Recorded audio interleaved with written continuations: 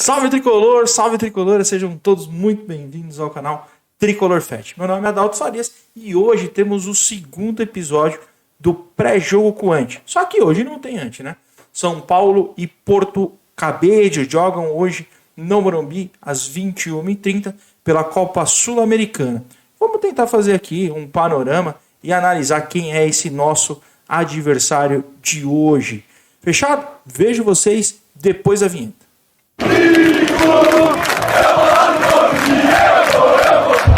Fala Tricolor, mais um episódio aqui pré-jogo com o Ante. Hoje um pouquinho diferente, né? Jogo internacional, São Paulo e Porto Cabedelo no Morumbi, 21h30 pela Copa Sul-Americana.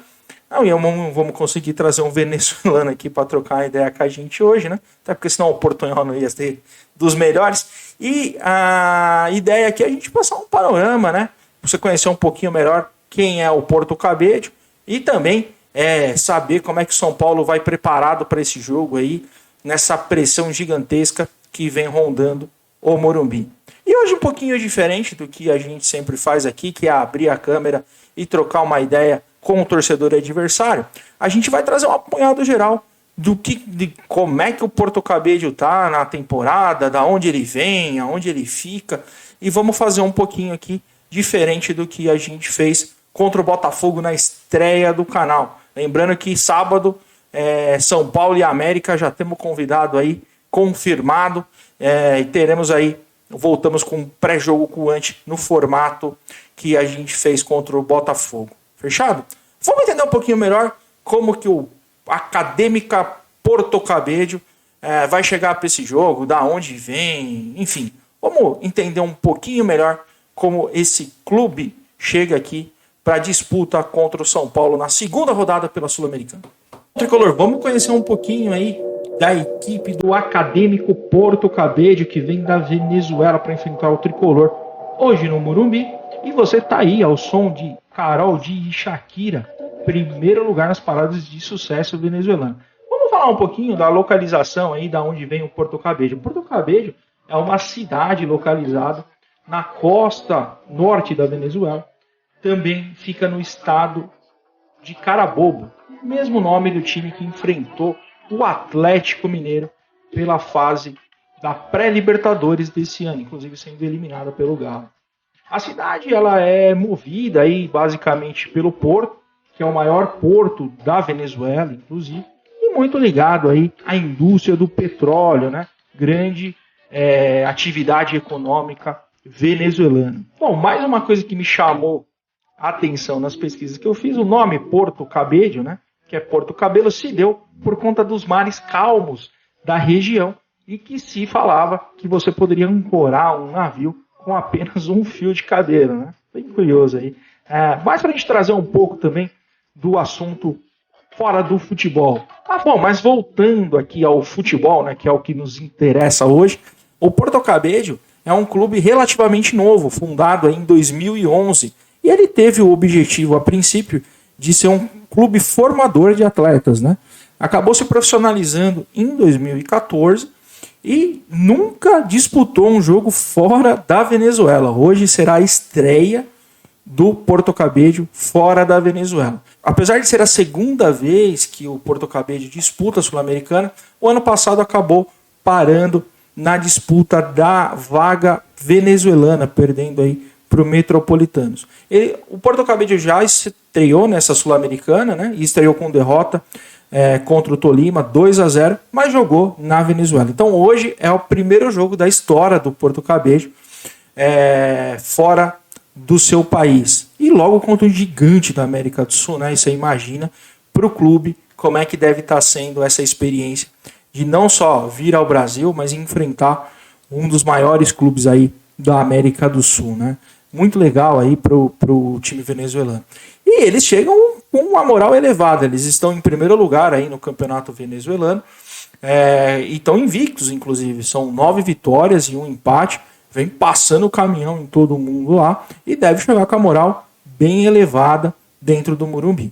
Bem, já na Sul-Americana, o Porto Cabedelo venceu o primeiro jogo eliminatório, né, ganhando aí a vaga da disputa venezuelana. e, como eu disse, perdeu na estreia para o Tolima.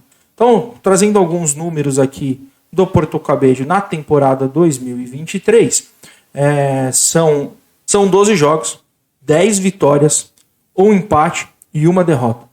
23 gols feitos, 5 gols sofridos. E tem aí como principal goleador na temporada Luífer Hernández, com 6 gols marcados até aqui em 10 jogos, né? Eu vi alguns lances, né? O jogo, assisti o tape contra o Tolima. Foi um jogo sem muita finalização ali. O Tolima fez um gol num cruzamento na área, o goleiro acabou espirrando a bola para frente e saiu o primeiro gol do Tolima. No segundo tempo, numa bola confusa, o zagueirão acabou colocando a mão, gol de pênalti, 2-0 Tolima. Não vi nenhuma jogada ali nos melhores momentos que estavam disponíveis, porque é difícil, inclusive, achar material sobre o Puerto Cabello na própria internet, tal. Procurei algumas coisas. Vi alguns lances, vi os principais gols aí do Porto Cabello na temporada, muita bola cruzada e muito arremate de fora da área. Futebol venezuelano é um futebol sem expressão, né, no mundo, então você imagina a qualidade dos jogadores que ali apresentaram nos vídeos, né? Então acho que o São Paulo aí tem grandes chances hoje de conseguir uma vitória no Morumbi. Impressionante a gente ter medo de um time venezuelano, né? Mas os caras estão hoje, os caras chegam com moral elevado, são líderes aí do campeonato venezuelano e vem aqui como franco atirador no Morumbi. Para os caras tá uma puta festa, com um clube com 9 anos de existência basicamente aí, chegando para jogar um campeonato internacional como um gigante como São Paulo dentro do Morumbi. Para os caras é uma puta festa, né? E como é que vai ser do nosso lado, né? Porque aqui nós estamos para falar do tricolor. Acho que o apanhado geral é isso, assim, o time, eu não tenho muito para falar sobre o Porto Cabello. Eu temo aí por uma dificuldade, mas eu acho que o São Paulo consegue sair vencedor de hoje. O próprio adversário, o pior adversário do São Paulo hoje é o próprio São Paulo, né? São Paulo tem uma pressão gigantesca aí, principalmente política. A torcida organizada aí, para quem conseguiu acompanhar o boletim ontem, a gente falou um pouco sobre as principais notícias e a gente trouxe um pouco da repercussão da nota que a torcida independente acabou emitindo ali para a diretoria, pedindo a demissão do Rogério. O PVC também soltou uma nota ontem falando que o Rogério vai ser demitido independente do resultado de hoje. O nome de Dorival Júnior começa a ser mencionado de forma mais incisiva e tem aí boa aceitação por parte da torcida e da diretoria. Não é minha opinião, não gosto do Dorival, acho o Dorival entregador de colete, conseguiu ganhar os títulos com o Flamengo, porque ele não atrapalhou o time como alguns técnicos têm feito aí, né, e bastante, inclusive, mostraram incompetência dentro do Flamengo. Esperado o jogo de hoje, a escalação aí me parece não mudar muito do que tem sido feito pelo Rogério. O esquema de 3 zagueiros deve voltar. Beraldo, o recuperado, aí deve voltar ao time com Alan Franco e Arboleda. Rafael no gol. A direita deve ser feito pelo Rafinha, né, e a esquerda pelo Michel Araújo. O meio de campo ali com o Nestor, Rato e Mendes, o que tem ali sido vinculado. E na frente talvez a maior dúvida entre Caleri, o Caleri, e a dúvida é quem vai ficar ao lado dele, né? Luciano, que saiu machucado. A gente tem uma possibilidade de entrar o Juan e até o Caio Paulista, eu vi aí em alguns portais. O que me preocupa bastante, inclusive. Se a gente tiver o Caio Paulista jogando, de novo, né? Até falei no pós-jogo contra o Botafogo. Acho que o Caio Paulista fez até um bom jogo contra o Botafogo dentro das limitações dele. Quer dizer, uma partida boa dele é ruim, né? Esse é um ponto aqui, porque não. Depois o pessoal vem aqui e vai, mas o Adalto tá falando que o Caio Paulista jogou. Cara, não tô falando que jogou muito. É que ele é muito ruim. E aí ele conseguiu fazer algumas jogadas e ter algumas profundidades, mas continuou estabalhado, como sempre, errando bolas bestas. Não consegue ali ter uma profundidade muito grande, mas foi um dos poucos ali que eu acho que tiveram um pouco de noção. E teve aquela boa jogada com o Marcos Paulo, que ele saiu na cara do gol que o PR pegou. É um pouco desse só o meu ponto. Juan também entrou em alguns jogos aí, no Campeonato Paulista fez até gol, mas também ainda não conseguiu se firmar no ataque tricolor. Não consigo também entender muito bem essa opção por ele. Para mim, se o Luciano estiver bem, tem que ser o Luciano. E vamos com o Luciano e Caleri aí para ver o que acontece. Acho que hoje a minha principal expectativa, assim, vamos assistir o jogo, entender aí como que o time vai se portar depois dessa derrota contra o Botafogo. Mas a minha maior expectativa é que o senhor Casares apareça hoje e fale com a imprensa para dar a explicação do que vai acontecer. Se o Rogério vai ficar, que ele venha na imprensa, que ele coloque os panos quentes aí e a gente continue a temporada e o Rogério tenha aí espaço para trabalhar. Se não dá, como eu acho que tem que ser, ele que venha e finalize isso de uma vez por todas, porque não dá para ficar. A gente entra hoje para ver as principais notícias e só se fala na demissão de Rogério Ceni. Torcida pressionando muito, diretoria não se posiciona, nome de outros técnicos sendo vinculados pelo ar do Morumbi. Isso causa, com certeza, uma instabilidade muito grande no elenco, que já tem passado por um problema de gestão do próprio Rogério. Se não for resolvido isso logo, a gente tende a ter uma piora do que já é muito ruim, né? O foco não é hoje, né? Eu tenho falado isso e vou continuar reforçando. O foco de São Paulo é o Campeonato Brasileiro. Precisamos fazer os 45 pontos e organizar a casa, que eu não sei como é que vai ser, tá? A gente já tem um ano aí de eleição, vai começar de novo aquele bafafá, quem que vai ser, não sei o quê. Mas a gente está na mão dos 260 caras que hoje comandam o São Paulo e a gente sabe que não tem muito para onde correr. Mas tem que ter alguma luz, assim, e uma luz não pode passar por um rebaixamento na Série B. Rebaixamento para a Série B, como muita gente aí eu ouço falar, não, tem que cair para aprender, porque aí depois sobe mais forte. Veja o caso do Corinthians, do Palmeiras. Gente, essa um rebaixamento nesse estágio no qual o São Paulo está é um problemaço, porque assim, a gente tem uma má administração dentro do clube. O clube não é um clube que arrecada mal. Poderia arrecadar muito mais? Poderia, mas arrecada mais de 600 milhões de reais por ano. Se a gente é rebaixado nesse ano, essa receita cai drasticamente. E cair drasticamente, a gente tem dificuldades enormes para conseguir subir, se não começar a brigar mais lá para baixo ainda. Então, mudar o São Paulo não passa pelo São Paulo ser rebaixado. Você que torce pelo São Paulo, que ama o São Paulo como eu, nunca pode pensar dessa forma. A gente precisa garantir os 45 pontos e viver a Série A e arrumar a casa e principalmente a parte política. A gente precisa ter força. Também aqui estou trazendo muito problema, não a solução, mas a gente precisa aqui com o microfone, de alguma forma, tentar chegar nesses caras e falar para eles o que é o São Paulo. São Paulo são 20 milhões de torcedores. São Paulo não é 260 conselheiros, né? E não dá para a gente ter 260 caras que demoram 25 anos contribuindo no clube para conseguir apitar lá dentro. A gente não tem pessoas novas, a gente não consegue modernizar a forma de pensar dentro do clube. A grande maioria dos conselheiros estão muito mais preocupados com o processo interno. Não estou falando que ninguém é São Paulino, tá? Acho que todo mundo é São Paulino que está lá dentro. A grande maioria quer o bem do clube, mas a gente não está conseguindo fazer funcionar. E aí algumas prioridades que acabam aparecendo aqui na mídia, que é o que aparece, não é tudo que a gente fica sabendo, me chamam muita atenção e fazem com que a gente reflita que as coisas precisam mudar. Não dá para ficar focando na churrasqueira, focar na piscina, focar na sauna, focar no restaurante e o time na draga que está.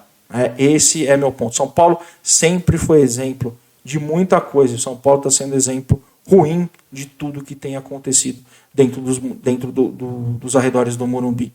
Desde a má gestão, a contratação de elenco, a planejamento do ano, a departamento médico que não consegue recuperar jogador, a contratações erradas, mas muito erradas, né? Você pega clubes como Palmeiras, Flamengo e Atlético, que até erram nas contratações, mas na grande maioria acertam, né? E dão tempo de você recuperar jogadores como o Palmeiras fez com Veiga, Scarpa, e outros aí que apareceram. Aqui não, a gente contrata uma série de jogadores medianos que ganham grandes salários e não conseguem entregar nada. Eu estou sendo repetitivo porque eu falei isso no pós-jogo, falei isso no pré-jogo e vou continuar defendendo isso, porque o São Paulo tem condições de montar elencos melhores. Fortaleza, América de Minas, Botafogo, tem menores investimentos que o São Paulo, menores receitas, e não estou falando que o Botafogo tem um time melhor que o São Paulo, longe disso, acho que o jogo foi até disputado sábado, mas me parece um time mais organizado do que o São Paulo, que contrata David, Michel Araújo, Wellington Rato e tantos outros que passaram aqui, não entregaram nada e deixam o São Paulo na situação que está hoje, se apequenando cada vez mais. Certo, Tricolor? Então é isso. Hoje um pré-jogo um pouco mais curto, a gente não tem aí o ante. Sábado a gente volta com o convidado especial aí, torcedor do América, que vai estar com a gente aqui para a gente explanar um pouco melhor e ele trazer um pouco do momento do América. Vamos torcer para que tudo dê certo hoje, São Paulo vence, eu nunca vou torcer contra o São Paulo. Espero que as coisas se resolvam do lado do Morumbi, seja com o Rogério ou seja sem ele. O Rogério nunca vai deixar de ser o ídolo que ele sempre foi para a nação tricolor, mas eu acho que chegou o momento de encerrar esse ciclo, dado esse elenco aí, que não está respondendo ao que ele tem colocado como proposta. Muito por culpa dele também, por ele ter essa gestão muito dura e que não tem trazido resultado. Acho que ele precisa refletir sobre isso. Rogério é um cara extremamente dedicado ao trabalho, né? Tanto como jogador, agora como treinador. Para quem teve a oportunidade de ver a entrevista do Rogério acho que é Bola da Vez da ESPN, com o André Pirral, o Pirral, que acho que é amigo mais pessoal dele, tem uma proximidade maior, ele fala sobre isso, inclusive tem um outro podcast que ele foi, e ele fala sobre o Rogério aproveitar mais a vida, porque ele é muito dedicado ao trabalho, e acaba deixando de viver muita coisa, e ainda mais acho que no São Paulo, né, que ele, por mais que ele desenvolveu essa paixão toda pelo nosso tricolor, e aí eu acho que ele quer fazer acontecer, mas ele não está conseguindo fazer, né? E aí a gente tem que, infelizmente, viver esses 6 meses aqui com essa cambada aí de jogador que tá, e depois precisamos, é ruim falar isso, mas precisamos reformular, mas eu acho que tem que trazer alguém e tentar introduzir um plano de trabalho aí, como o Palmeiras fez e como bastante times da Europa fazem, que é achar uma forma de jogar, né? O São Paulo perdeu um pouco dessa identidade, o Rogério tentou trazer um pouco do que ele entende como conceito de futebol, não conseguiu implantar. Não sei se só pelas características dos jogadores, eu acho que esse é um grande ofensor, ele não ter conseguido trazer resultados importantes aí para o São Paulo, mas é o que eu falei, né? O grande técnico ele tem que se reinventar e tentar de alguma forma, dentro das condições que ele tem, gerir o elenco e extrair o melhor, que eu acho que o São Paulo conseguiria estar pelo menos brigando. Não tem time para perder para o Água Santa, não tem time para perder para o Del Valle uma final de Sul-Americana, ou melhor, não sei se não tem time, mas tem investimento para conseguir ganhar desses times. Esses times têm investimento muito menores e conseguem formar times mais competitivos que o São Paulo, né? E aí, se a gente pegar aí, o São Paulo deve ser a 5ª ou a 6ª no máximo fonte de receita do futebol brasileiro, e a gente não tem brigado nesse patamar para estar competindo de forma digna nos campeonatos que a gente tem participado. Beleza, Tricolor? É isso. Bora torcer pro Tricolor hoje, ver o que vai dar. De novo, vamos esperar que o Casares se pronuncie aí, que ele coloque aquela cara gorda dele aí, venha aqui na tela e fale pra gente realmente o que vai acontecer daqui pra frente. Fechado? Não deixem de compartilhar o vídeo, WhatsApp, grupos de WhatsApp, Telegram, Instagram. Eu tenho feito algumas chamadas aí nas principais redes sociais. Se inscrevam lá, porque tem muita gente que está no Instagram, mas vamos tentar migrar aqui para a gente começar a consumir o conteúdo e aí para chegar cada vez em mais gente, né? Que Deus esteja conosco aí, que o São Paulo consiga a vitória no dia de hoje e que a gente resolva esse problema aí político e se tiver que demitir o Rogério, que o faça e que a gente siga a vida e finalize esse ano aí que vai ser difícil pra gente, tricolor. Fechado? Porque São Paulo é sentimento que jamais acabará. Beijo do gordo. Tchau!